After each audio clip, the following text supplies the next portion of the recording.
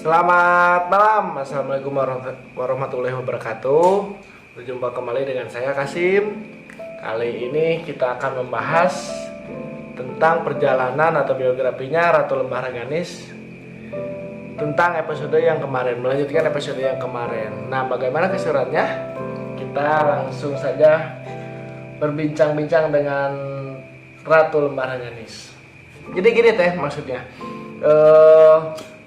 Hari kemarin banyak setelah upload yang video tentang itu, banyak yang nge-DM tentang bahwa setelah SMA itu Teteh itu melanjutkan kemana? Apakah kerja, apakah kuliah, ataukah nganggur dulu? Kan banyak tuh.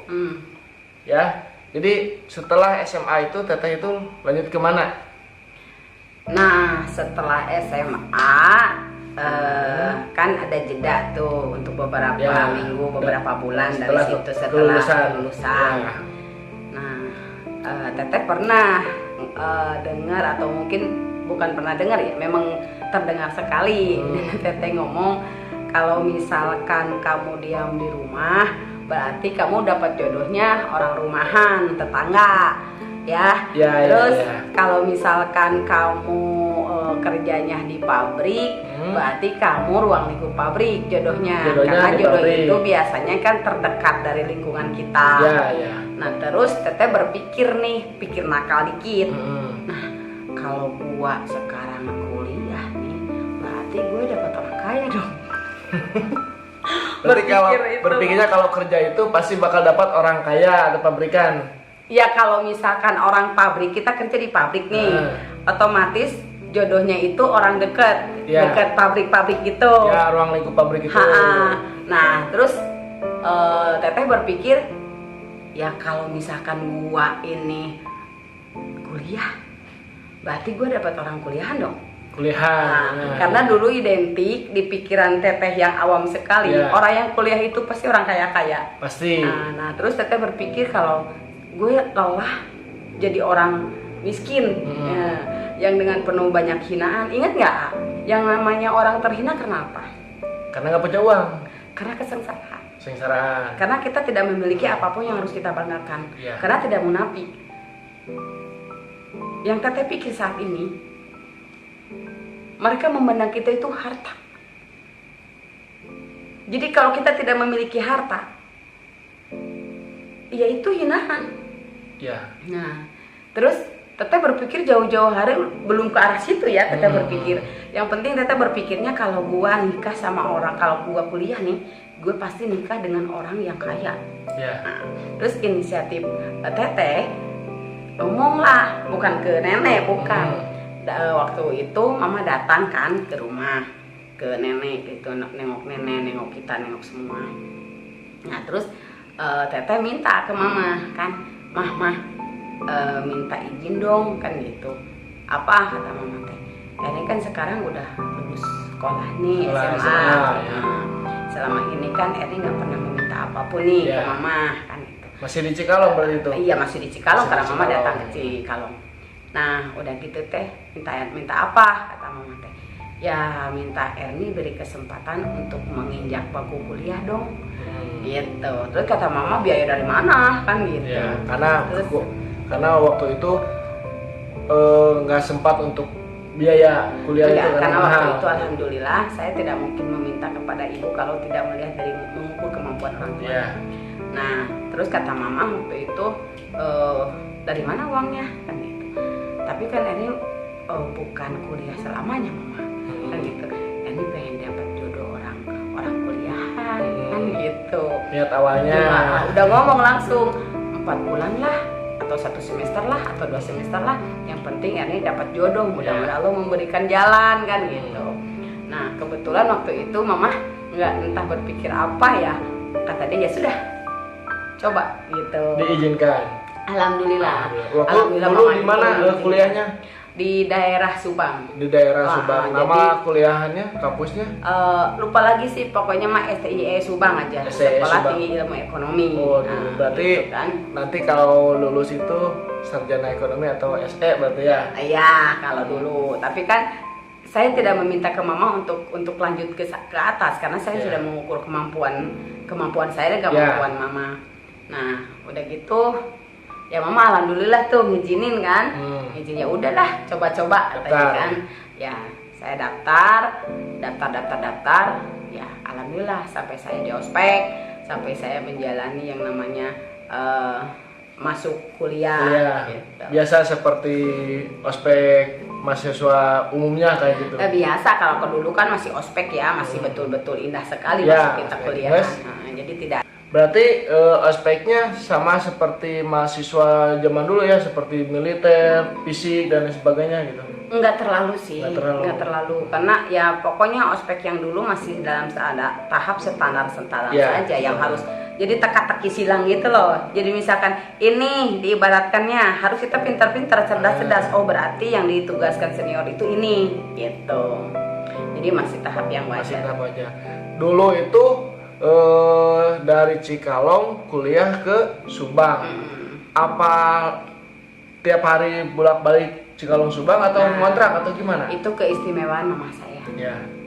Dari situ saya berpikir ternyata mama saya menyayangi saya setelah dewasa. Nah, mama memperjuangkan saya di situ untuk sewa kos. Jadi jarak antara kampus dengan tempat kos saya itu paling 5 menit saya jalan kaki. Ya. Nah itu berarti dari kos itu dekat dengan kampus berarti ya? Banget. Dulu kuliah itu ngambil jurusan apa? Ekonomi. Pinter. Dagang teh. Pinter nyari uang. Orang-orang ekonomi itu pinter nyari walau uang. tidak tamat. Walau sampai semester berapa itu? Semester 2. Semester 2. Nah, dari pengalaman ospek sampai ke SMA kan niatnya itu selain kuliah dapat materi kuliah itu kan niat awalnya itu pengen jodoh. Dapat berapa jodoh? Bukan berapa jodoh ya, tapi berapa pacar? Kebetulan selama teteh kuliah, teteh menemukan seseorang yang selalu memperhatikan. Entah itu apa, senior teteh kan di kampus. Dari ospek bagian akuntan. Dari ospek atau udah jadi dari ospek. Dari ospek. Jadi pas saya masuk, jadi mengenang masa lalu. Jadi pas saya masuk, orang itu udah nyukai saya dari awal gitu. Kayaknya dikasih ciri nih gua. Gitu. Pandangan pertama memang sangat menggoda ya. Selanjutnya terserah dia gitu. Jadi dari awal aja udah ada seseorang yang memperhatikan gitu. Memperhatikan dari yang namanya kamu udah tahu belum yang namanya itu besok harus mengadakan ini? Saya bilang ya nggak tahu mas, begini. Ya udah nanti mas bantu kan gitu. Jadi semakin bahagianya di situ, ternyata bantuan Allah itu sempurna. Di saat saya mencoba untuk mencari jodoh, saya tujuannya itu jodoh bukan kuliah. Tujuannya jodoh karena pemikiran bodoh saya waktu itu ya begitu. Nah akhirnya berjalannya dengan waktu, berhenti ospek dan ada seseorang ya si mas itu yang mengucapkan kata cinta. Kata cinta semester berapa tuh? Enggak, langsung ospek, langsung akhir waktu perpisahan akhir dari ospek itu mengatakan cinta di depan api ungu. Dia bilang bahwa berartinya pernah so sweet. Dia pernah bilang bahwa aku menyukaimu dengan apa adanya gitu. Dan aku menyukai kepribadian kamu yang ceria gitu. Dan satu yang mas kagumi dari kamu orang ini tidak ada candaan tapi menghibur banyak orang. Gitu. Terus saya bilang waktu itu saya nggak mau pacaran. Karena kan saya mah selalu jujur ya. Saya selalu bilang sama siapapun itu dengan hati saya, tidak dengan kebohongan saya. Itu waktu itu saya tidak pernah mau untuk berbohong dengan siapapun. Karena pada dasarnya kalau kita ingin orang jujur, kita harus jujur dulu. Gitu. Betul. Jadi saya bilang saya tidak mencari pacar di sini. Saya mencari yang namanya jodoh saya. Dan ceritanya pun saya kesini bukan orang kaya. Saya datang ke kuliahan ini tujuannya selain saya ingin mencoba masuk kuliah seperti apa sih gitu. Dan saya pun intinya mau mencari jodoh untuk saya. Mudah-mudahan Allah memberikan jodoh di tempat ini. Gitu. Dan dia bilang ya, kalau memang toh kamu pengen punya nikah, ya yuk kita nikah, kan gitu. Dulu ya, seniornya semester berapa? Dia semester 4. Semester 4. Oke, berarti semester 4 dengan baru pertama ospek ya. Gitu. Itu langsung nikah atau pacaran beberapa minggu atau enggak. gimana? Kalau saya kan bilangnya gini, emang kamu punya pacar enggak? Saya nggak punya pacar. Kamu punya istri enggak? Enggak. Nah, kalau memang betul kamu tidak punya pacar sama tidak punya istri, atau kenapa kita tidak bawain aja ke orang tua, tunjukin bahwa ini calon menantunya, kan gitu. Itu omongan dari hati. Omongan dari hati, karena saya tidak mau untuk sebuah kebohongan. Karena kalau berawal dari sebuah kebohongan, itu tidak akan pernah nyaman ke depannya. Iya. Nah, setelah itu, ya sudah. Kalau memang kamu mau ketemu sama orang tua saya, ya yuk. Nah, masih ingat hari itu hari Minggu karena memang kita sama-sama libur. Yeah. Masih ingat di perjalanan seperti ini dan alhamdulillah saya bertemu dengan orang tua. Orang tuanya dia, Mas. Oh, berarti langsung dibawa ke rumah. Langsung dibawa ke rumah karena saya tidak mau berkomitmen bertele-tele gitu. Kalau memang dia benar-benar sama saya, ya sudah nikahi saya gitu. Karena cinta itu tidak melalui proses. Gitu. Kalau misalkan ini mah taruh menurutnya taruh sekarang mah trennya taruh gitu. Nah, setelah itu dikenalkanlah kata Mas itu, dia bilang, "Ma, Pak, ini calonnya." Kan gitu. Kaget dong orang tuanya, mendadak banget gitu bawa cewek gitu kan. Terus ya Teteh ditanya gitu kan gimana. Ya Teteh bicara sejujur-jujurnya bahwa saya meminta si Mas menikahi saya itu karena saya tidak mau yang namanya pacaran lama-lama. Karena saya datang ke sini itu bukan kuliah, itu saya bukan orang kaya Pak. Orang kaya, gitu. Orang saya itu kuliah karena ingin mendapatkan jodoh aja. Nah, aneh kan si mertua, dia bilang, "Loh, kok bisa?" "Ya bisa dong Pak, apa sih yang tidak bisa?" Kan gitu. Apa alasannya kamu seperti itu? Karena saya ingin mencoba duduk di kuliahan seperti apa. Terus saya juga inginkan kebahagiaan saya seperti apa. Begitu. Nah, ya, setelah Teteh bertemu dengan calon mertua dan calon mertua itu ngomong gitu kan, "Emang kamu bisa menerima gitu anak saya?" Karena secara tidak langsung anak saya masih kuliah, masih tahapan belum dewasa. Nah, saya bilang bahwa kedewasaan itu bukan hanya karena belum selesai kuliah, tapi kedewasaan itu karena kita mempunyai pola pikir yang berbeda. Nah, dan saya balik nanya ke mertua saya dong, saya, "Bapak setuju nggak sama saya?" Langsung di-kick balik gitu? Ya. Berani berarti? Berani saya. Karena bagi saya tidak ada yang namanya hidup basa-basi. Nah, saya bilang ibu dan bapak, mama dan bapak itu setuju nggak kalau saya jadi mantunya? Terus jawaban dari si ibu itu gimana? Nah, kata mama mertua saya bilang waktu itu, "Kalau memang kamu mau menerima kekurangan anak saya, kenapa tidak?" Ya kan? Nah, saya bilang saya kalau sudah berkomitmen dalam hidup saya tidak akan pernah mundur apapun yang terjadi. Karena bagi saya hidup adalah sebuah tantangan, petualangan, pengorbanan dan proses. Dan bapak mertua saya, calon bapak mertua saya itu bilang sama anaknya itu, "Kamu siap berumah tangga?" Karena yang namanya berumah tangga itu tidak hanya sekedar mengandalkan cinta. Jadi ada beberapa hal harus dilalui. Dan proses berumah tangga itu adalah sebuah kebersamaan yang harus kamu bisa menjalaninya.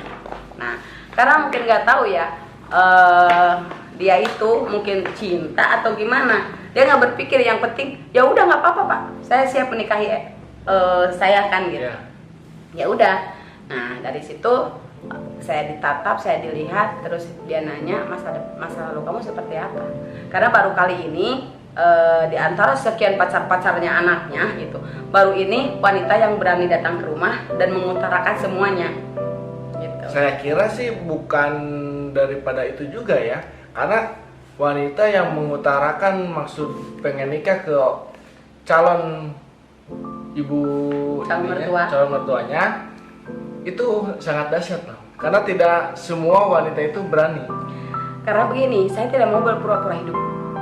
Saya justru tidak berani berbohong. Gitu. calon mertua saya itu harus menerima saya apa adanya.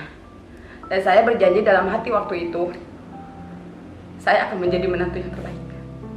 Gitu. Udah diniatkan. Karena kalau saya sudah niat, saya sudah komitmen, itu saya tidak akan pernah mundur. Apa yang saya lakukan itu sudah saya udah lihat oh kedepannya akan seperti apa. Mau itu saya bahagia, mau itu saya menderita, yang penting saya udah diberi kesempatan sama Allah untuk menjalankan sesuai dengan rencana saya, sesuai dengan keinginan saya.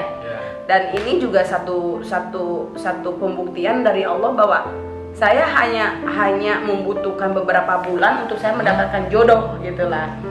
Gitu ya, keinginan saya sih pengen selamanya kuliah ya, pengen sampai tamat. Tapi kan kita juga harus mengukur diri kita, harus mengukur kemampuan kita kan. Nah, makanya saya tidak mau yang namanya waktu saya terbuang percuma. Makanya saya bilang sama mertua saya bahwa saya siap menikah dengan anak mama dan bapak dengan semua kekurangan yang dia miliki. Karena prinsip saya bahwa saya menerima seorang pasangan itu harus dengan segalanya. Kalau dia punya ibu bapak, ya tetap saya akan mencintai ibu bapaknya, saya akan menyayangi ibu bapaknya. Dan kalau dia punya saudara, saya akan menjadi seorang kakak yang hebat untuk saudara-saudaranya. Iya, Betul. Nah, setelah dari teteh ke orang calon mertua berarti ya bicara seperti itu, terus si laki-laki teteh itu bicara ke orang tua teteh, lama nggak proses dari itu? Tidak sih, tidak beberapa lama karena mertua saya bilang, ya sudah, kamu mendapatkan seorang wanita yang tangguh, seorang wanita pemberani. Dan mertua saya bilang bahwa kamu diproses oleh sesuatu hal yang sangat luar biasa dalam kehidupan perjalanan masa kecil kamu. Dan saya bilang bahwa masa kecil saya sangatlah indah. Semua masa kecil saya itu sebuah pembelajaran hidup. Dan saya diharuskan untuk segala sesuatunya real. Tidak ada yang namanya malu-malu, tidak ada yang namanya kemunafikan. Saya selalu jujur dengan apa yang saya katakan. Siap. Gitu. Dan saya juga akan pasti bertanggung jawab dengan apa yang saya lakukan juga. Oke.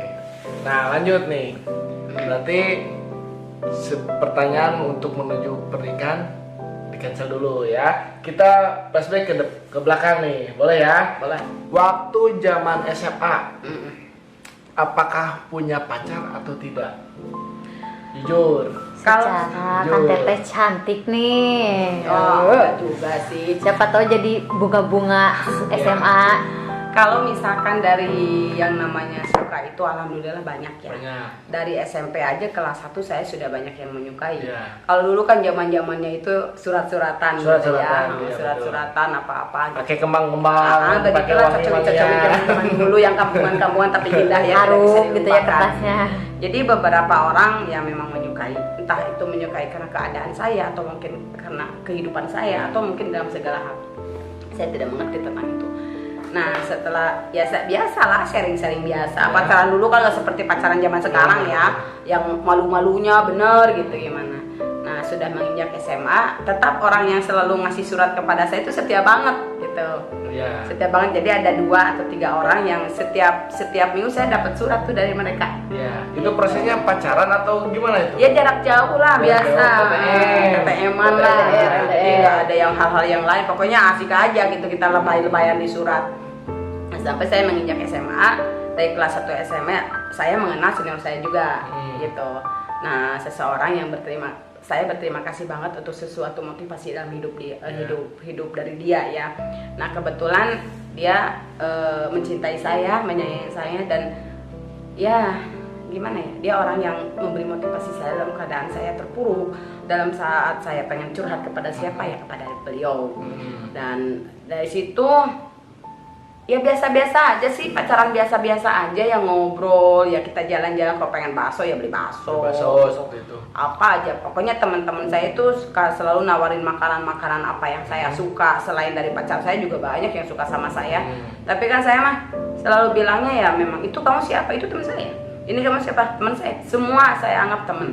Tidak ada yang namanya istimewa. Karena keistimewaan bagi saya itu adalah sesuatu hal yang pasangan saya melakukan sesuatu apa yang saya inginkan. Itulah keistimewaan. Iya. Berarti prosesnya pacaran selama 3 tahun itu berarti? Dari Atau kelas 2, dari kelas 2 kelas 2? SMA. Dari kelas 1 nih dia proses deketin teteh kan. Iya. Karena kebetulan teteh itu tidak terlalu mudah mudah percaya karena pikir teteh saya harus lebih maju. Kalau saya menerima seseorang untuk menghancurkan saya tidak mampu. Saya tidak mampu dan saya tidak bisa.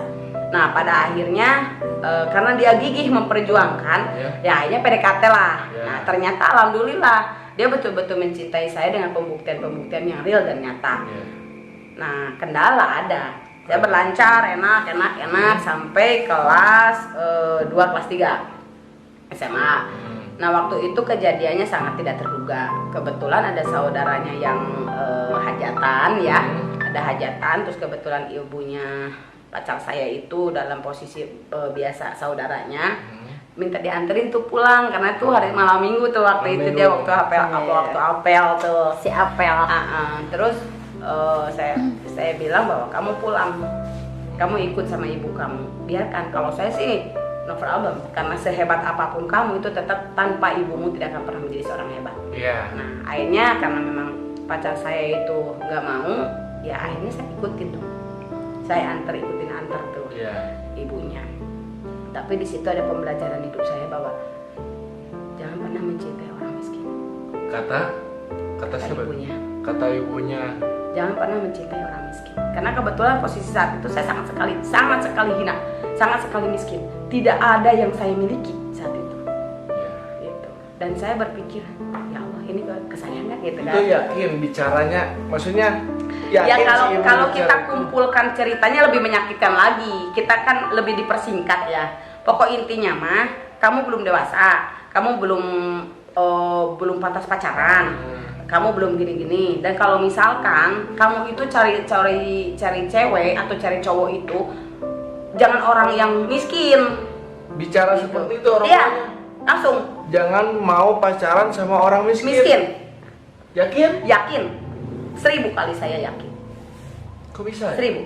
Ya itulah ujian saya. Karena bagi saya tidak pernah menyalahkan siapapun yang berbicara. Yang saya ambil hikmahnya itu sebuah pembelajaran hidup di hidup saya. Nah saya bilang waktu itu ya sudahlah, kamu dan saya sudah berakhir aja. Karena bagi saya restu orang tuamu itu lebih penting daripada apapun. Cinta kamu itu terhadir untuk saya. Tanpa restu ibumu itu tidak mungkin ada. Nah saat itu saya bertengkar dong sama pacar saya. Saya bilang bahwa saya mundur. Saya tidak mau kalian bertengkar hanya karena saya. Dan belum tentu kamu jodoh saya. Dan kalaupun kita berjodoh belum tentu kita bahagia tanpa izin orang tua. Yang pada akhirnya si pacar tidak menerima. Ya saya pulang sendiri dong. Saya orangnya nekat. Jaraknya maksudnya dari jarak rumah itu ke rumah jauh, ada setengah jam jalan kaki. Yang dulu tuh begini jalannya teh. Tanah. Iya masih tanah. Nah udah gitu saya pulang karena saya berpikir bahwa saya tidak mau melanjutkan sesuatu yang tidak pantas saya lanjutkan.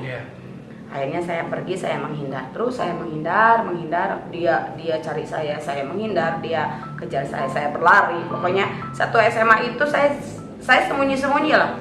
Saya nggak mau ketemu dengan pacar saya itu, gitu. Karena memang saya masih teringat sekali bahwa memang betul tidak ada kata salahnya orang tua tersebut ngomong bahwa belum pantas lah baru SMA. Gitu. Jadi itu hal yang sangat wajar. Dan saya tidak menyalahkan sama sekali. Nah setelah itu karena memang dia nekat, pacar saya itu nekat dan dia bilang bahwa aku mencintaimu dari hati. Apapun yang kamu miliki, apapun kekurangan kamu, apapun keadaan kamu, saya tetap mencintai kamu. Terlepas kita berjodoh, terlepas kita masih bersama atau lepas atau putus, tetap kamu wanita terhebat di kehidupan saya.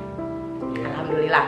Nah saya bilang bahwa kamu laki-laki terhebat di saat kamu mengikuti alur di mana orang tuamu menyetujui atau tidak. Gitu. Dan akhirnya kita berakhir dong. Tell me pretty lies, look me in the face, tell me that you love me.